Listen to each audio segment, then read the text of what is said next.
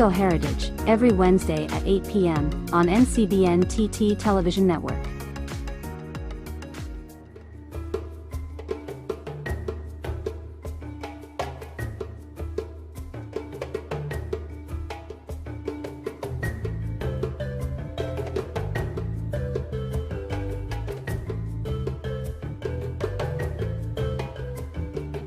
I am Akila Jaramugi. I am here at Fonsaman, the Fonsaman Community Reforestation Project, where I am the Managing Director and founder of this project. Urban space, but a really cool forested area. A perfect place for American to be. Yeah, so I am here to tell you a little bit about the Merikins, the story of the Merikins. The African Americans who fought in the War of 1812 on the side of the British and settled in South Trinidad in 1816. The journey of the Merikin was not an easy one. Before we were called Merikins, we were Africans from West Africa, and we were settled in North America on plantations. We struggled, and then eventually we ran away from plantations. Plantations in Virginia, South Carolina, Georgia, New Orleans, and we freed ourselves.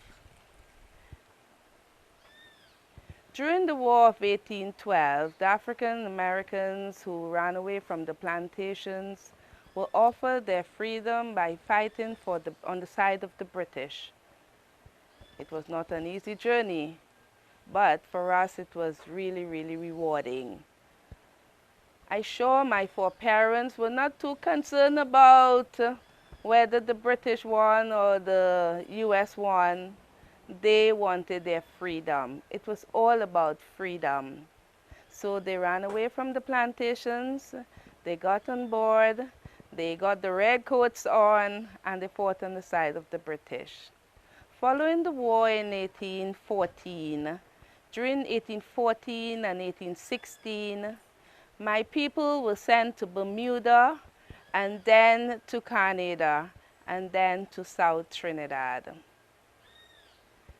The first batch of soldiers that came settled in First Company, known as Grant, and the conditions there were not really, what they had expected, and they called for a new Grant.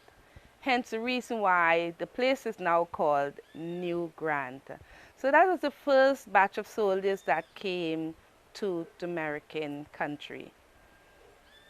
Then the second batch of soldiers came, and they settled around Matilda, Pitikafe area, and that was the second batch of soldiers. The third batch of soldiers settled in the 3rd Company area on the Indian Walk Road. And then the fourth batch of soldiers that came, they settled around Williamsville, known as hard bagging. And again, there's a history around that, hard bagging. It was really a hard bargain. The lands were not really what, we wanted. It was rigid. The area was hard. The soil condition was really poor. And they asked, they said, hey, this is a hard bargain. We want something better. However, they still remained in that area today. That's the 4th batch of soldiers. The 5th batch of soldiers settled around the Indian Walk Road going to Moruga. So that's the 5th Company area there. And the 6th Company is the last batch of soldiers that came. I want to believe that's the biggest batch of soldiers that came, the largest number of soldiers that came and settled in the 6th Company that borders or connects with 1st Company, 2nd Company, 3rd Company, and 5th Company. So the African Americans settled in the company villages and called themselves Merikins. Following that, we had to find ways to survive. It was not like leaving America and coming here and meeting hotels and guest houses just waiting to accommodate us. It was open forest. And I say thanks to the first people. The first people were the ones who journeyed from Muruga and came to the first company area there, that's Devil's Woodyard, and helped us clear forests. However, we continue to work. We continue to build our own houses. We continue to cut roads. We continue to plant foods and feed our families. And the journey continued. During the that was around 1816 when we came. Slavery was still going on in Trinidad. Slavery was still in the Caribbean. So for us, we were like isolated from, the population of people, the slaves, from the plantations. We were isolated. However, it was good for us because we see ourselves as free men and women, and we were entrepreneurs. We were, farmers and carpenters, and we were processing foods, drying our meat, processing our meat. We were hunters, and that, that part of history really, really helped us to contribute to Trinidad and Tobago.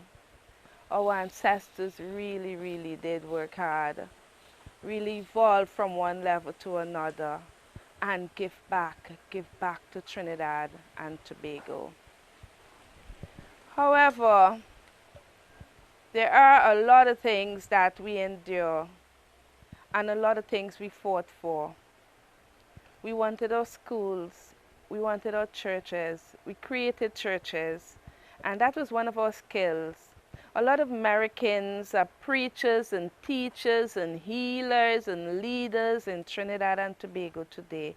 And not just in Trinidad and Tobago. A lot of them migrated. They went back to the UK and the US and Canada. But those who stayed on today, we have a long list of them, continue to contribute to the growth and development of Trinidad and Tobago. And most of all, continue to be icons and heroes of the American community. I want to look at a religion. We came with the Baptist religion, and part of the Baptist religion, there you would find the Orisha, the Yoruba practice. Even though it was hidden, it was still there. Like one of our great leaders and preachers, Papa Nisa, he was one. He was an Orisha man as well. He was one who was instrumental in developing the Third Company Baptist Church. But however, the Orisha community around Trinidad and Tobago and the region, and even as far as Africa, proudly boast about Papa Nisa being the one who would visit shrines all over Trinidad and Tobago. But prior to that, he was a great healer. He was one who would heal the sick in the community. They called him the Obia man. But for me, Obia was very, very good for him. It was good Obia. He was the one who would work with midwives and help, pregnant mothers and so on. He was the one who would heal you if you're not well, if you're mentally disturbed. He would heal you for free. Yeah? And then we go on to other preachers and teachers who developed the American community to what it is today. And that is what I say about a great people, a resilient people, the American people. As we journey on, I became involved with the American community in 2010.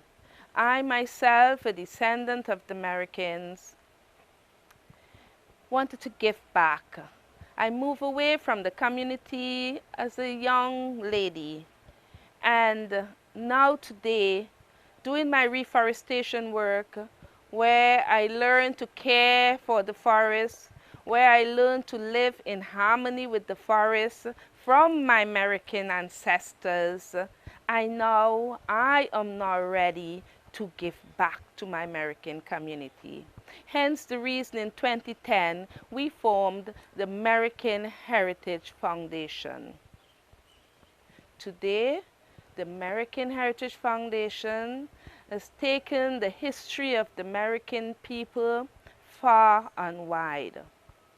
We have journeyed to the UK, the US, Carriacou, Suriname, Jamaica, sharing the information about the Americans. But most of all, we have been in schools and communities preaching and teaching the people, waking up the energies of our ancestors to, to help us pave a way for our people. Help us to let them recognize who they are and from whence they came. Help them to embrace some of the cultural attributes that are embedded within our community and within their souls. So what are the cultural attributes?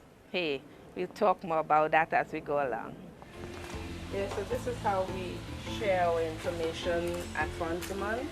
So some of the things that we learn in South is where, I bring here caring for your forest and protecting the forest and, so, yeah. So like this is sweet molly. You'll also find this in the babash, right? This is a perfect herb that we use for tea. Yeah, you could even bathe with it, but it's really, really nice. You make a nice cup of tea with this.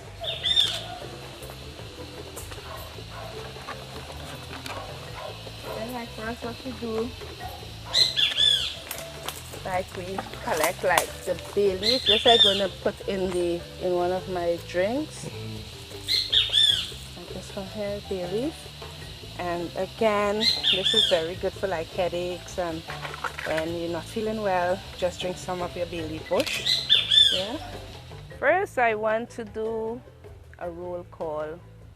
A roll call of some of the Americans who settled in South Trinidad.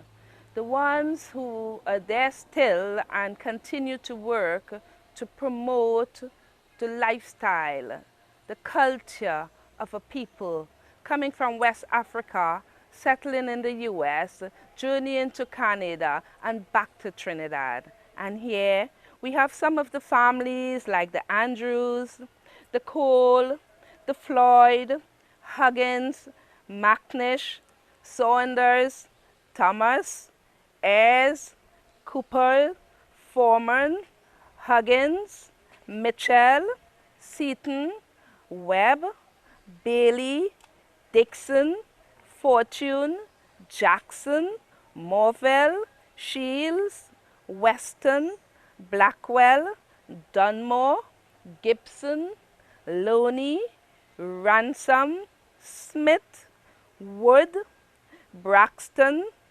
Dunton, Hamilton, Lucas, Richardson, Taylor, Burton, Elliott, Hill, McLeod, Samberry, Teesdale, and more. So if you don't hear your name called, we have a longer list there, and you can always get closer to us and you will know. But I'm calling on all the Americans around Trinidad and Tobago and around the world. This is the time. We have been here in Trinidad for over 201 years. And some of the young people still don't know their history. So I am pleading with you all. This is the time. All you decision makers, the leaders who are in politics and so on, come closer. Let us do something great. We are talking about diversifying our economy. We have a rich cultural heritage. We have a great package to share to the world. And as I go along, you will hear some of the art, some of the work that we have been doing, some of the cultural, artwork that we have in our American community. Take, for example, the stick fighting, the calendar. That was a skill that we came with to Trinidad and still continue to be a tourist attraction during the carnival season. But all year long, we can be training our young people to be stick fighters and drummers and dancers and storytellers. Our skills are being underused. But at the same time, we are doing the best we can based on the information and the resources that we have at our disposal. And as we go along, the preachers, The preachers continue to keep the American community together. They continue to keep the Baptist faith throughout the region, not just in Trinidad. And I was privileged to celebrate with them the 200th anniversary of the Baptist religion in Trinidad last year. Then I connect the dots and I say, if they're celebrating 200 years anniversary and we came 200 years ago, then that's my history. That's American history they're talking about. And yes, it is true. The American came with the Baptist religion. And the Baptist religion, through the Baptist religion, we have been able to keep the American community together, keep the people together. But however, they have been missing the cultural side of it. And it's dying. And I'm begging, let's go deep within ourselves. Let's look at what our poor parents used to do, how they survived, yeah? How they survived, how they survived. And as I journey on how they survived, I look at food. That's the first thing, food security. The way they would plan their foods. They came with the bene and the corn and the rice. And today, the rice on the market is almost $50 a pound. You can still get American Hill rice, but the bene, we have to trace back to get our bene seeds and keep our seeds. And the corn, and then we look at the provision, the cassava and the dashin and the yam and the edos, and these are kind of foods we used to eat. So again, this is what we have to continue doing. Looking at agroforestry, looking at agrotourism, getting the tourists and others to come within our communities, come within the fields and see how we plant our own food and we feed ourselves, and not just ourselves, but Trinidad and Tobago. And we do have the potential to feed the world, not just Trinidad and Tobago, but the world. So again, Americans, we need soldiers, as they would say. The harvest field is ripened and the laborers are few. So we need one and one to come together. Let us continue to keep the tradition. Yeah? All about American people and what we have to offer. This one here is male vervine. And again, this is for the herb bottle mix. The male vervine is different from the female vervine, right? And the male vervine is more for like bladder infection, urinary infection, stoppage of water and stuff like that. But the female vervine is what we use like for nursing mothers. They can use the female vervine to let the breast milk flow and things like that, to stimulate the breast milk. Our American people continue to contribute to the growth and development of Trinidad and Tobago. And ways in which we continue to do that is through our agriculture practices. We haven't stopped farming in different ways, whether it's animal husbandry or whether it's out in the field. Still today, you can go to the American community and see farmers, rice farmers, corn and bene and peas and provision you can still get within the American community. They still rear their bisons and bull and have the bull carts and so on. And, you know, that's how we live. That's how we knew it. That's how we continue to do it. But for me, I want to see it done at a larger scale. I want to see the environmental conservation work or information be shared more within the schools, within the communities, you know, where people can understand truly how to love and appreciate their natural environment, how to work in harmony with their natural environment, how to embrace some of the treasures that we have within our natural environment. Take, for example, healing. The holistic way we see ourselves and the way we would do things. We would make our own medicine within the American community. If you're not feeling well, we will not run to the pharmacy the first thing. We will go in the bush. We will go and look for DTPE. We will go and look for our Zeba Peak and our Vervine, our Timari, our Wonder of the World, our, You know, we would go in the forest and find the things that would heal or that we can heal ourselves with. And this tradition never left us. So again, what are we doing with all these skills? We are ready for tourism. We are ready to be part of this big diversification talk that the Trinidad government, you know, today, and not just the Trinidad government, the governments around the world are talking about tourism. We are ready to be part of that unique package, you know, taking it to the world, throughout the world, you know, letting the world come to us. For example, heritage tourism, where people can touch and feel and hear the history of the journey from Africa to the US, to Canada, then back to Trinidad. That journey, the path that we took. And we know it was not an easy journey, but still, I can proudly sit here today and say, we have done it. And we continue to do it. And we have great American leaders who continue to contribute. So they are ready to come on board as well. So I'm calling on all the stakeholders, partners to come and help us, you know, really put this package together so we can showcase it to the world. Then you go into the schools and the archives, you know. And this is where we want to hear the history. This is when we want to see the history. This is when we want to empower the young people to know who they are and from whence they came. It's not just I'm a Trini and that's it. You have something greater than that to offer to the world. Something greater than that to pass on to your children. It's passing on the rich legacy of our culture, of our people, of our history. And again, through the Ministry of Education, I hope one day they would see the value in taking our history and putting it in the history books, where the students can know themselves, where they can go out and further study. They can, you know, the archaeologists and, you know, and environmentalists and anthropologists, they go out there, come study themselves and go and teach the world and come back to with information after they finish their research and so on. We are ready. We are ready. I am saying my American people are ready. But with a little support from the state and partners and stakeholders and the business community, we can put a really excellent package together and showcase it to the world. We also have this great book here called The Merikins and many more. But this one here, and again I say thanks to all those who contributed to getting this together.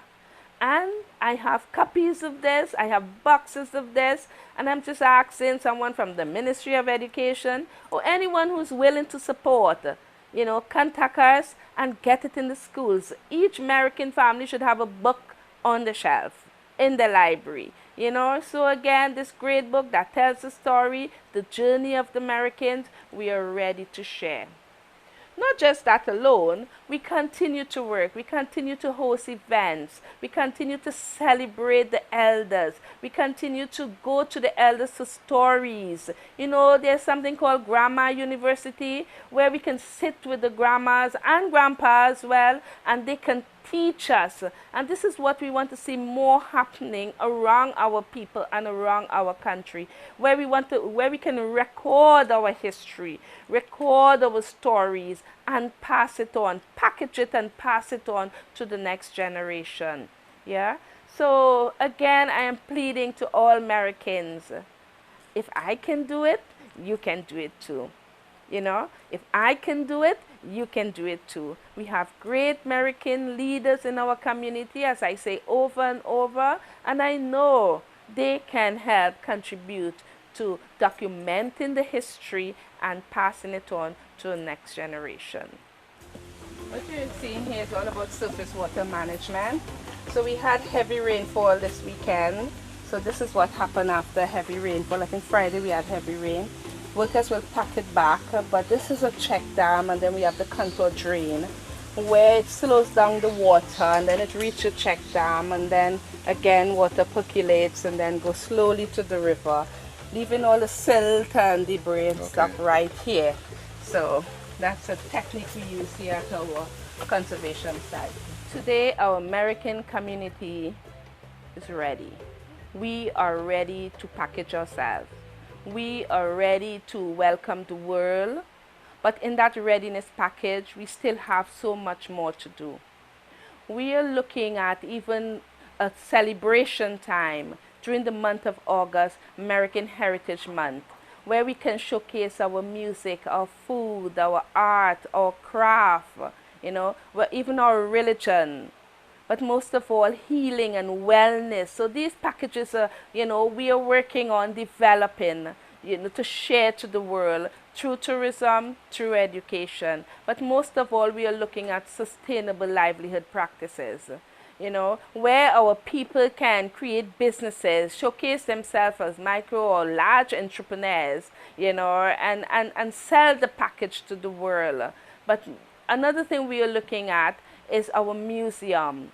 We need more museums within the community. We want to see statues. We want to see monuments of our American leaders standing high within our community, And I think these are the things that will really help our package, help us to package the Merikins, because it's on the package. The story is on the, we are not telling the story the way it's supposed to be told. And I am saying we have a rich package, we have a rich legacy, and the stories need to be told, right?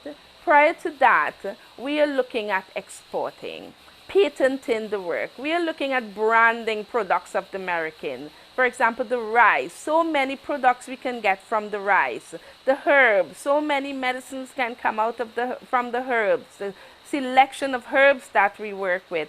Even the babash.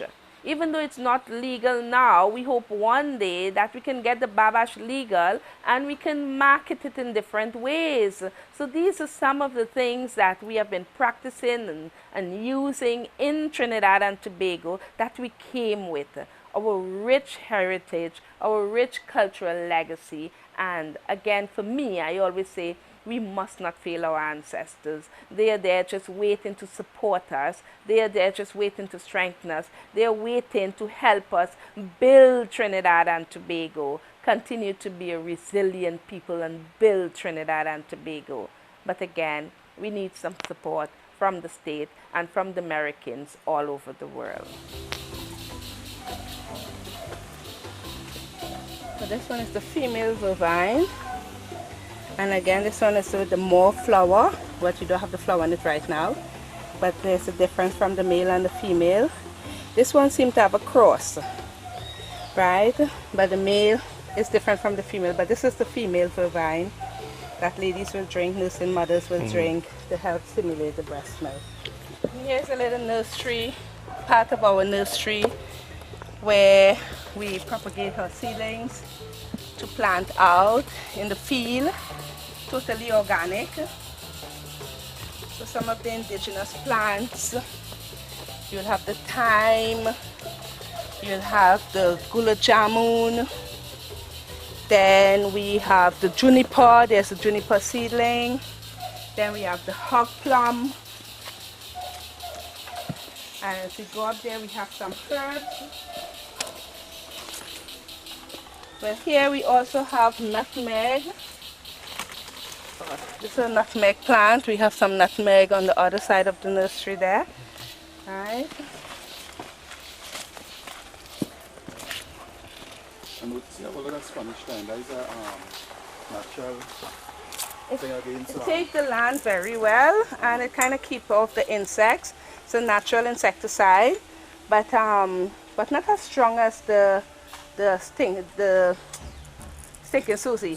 Yeah, but yes, it acts as a good floor cover, and again it keeps away some of the pests, right? And we use it in seasoning and so on, but it helps the forest floor to keep cool. So that's why we encourage it to stay.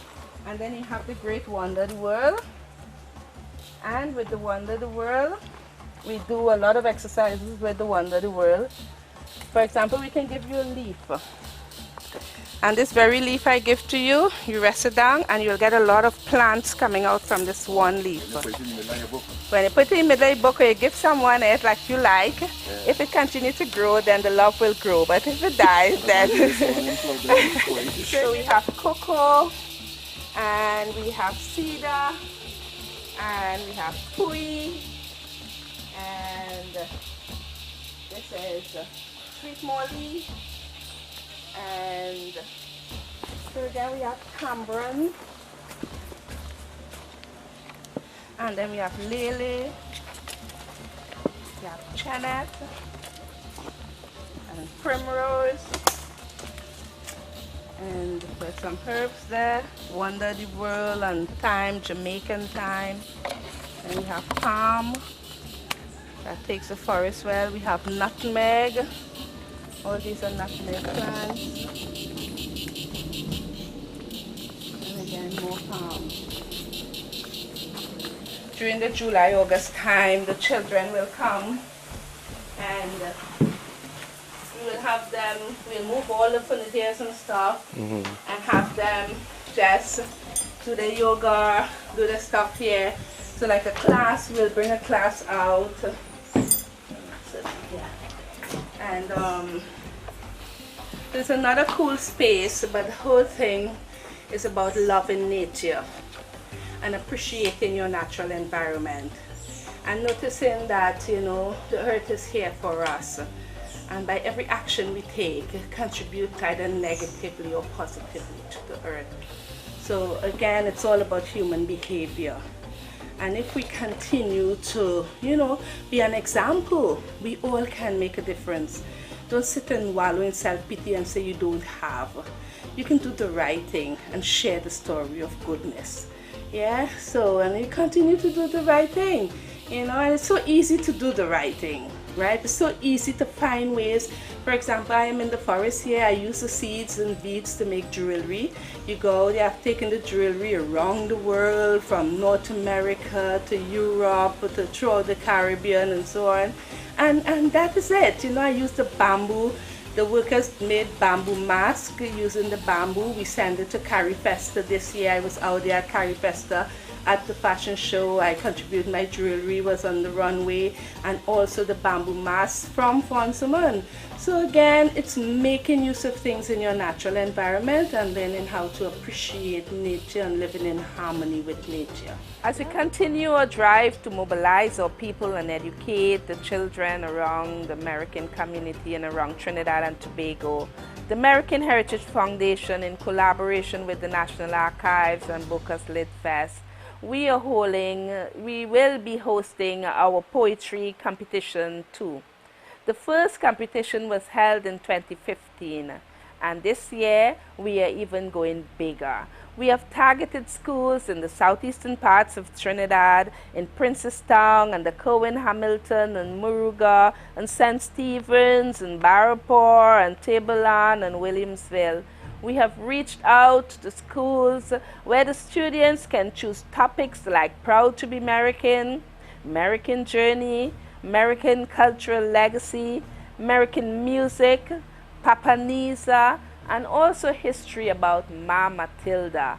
So all you elders, get ready to teach your children, because they will be coming to you to interview you, to get the story together, to get the poetry together, to get spoken words together, so they can showcase and tell the history of the Merikins in their own way. So again, the American Heritage Foundation continue to work, continue to educate our community, but most of all, continue to reach out to the children of the land.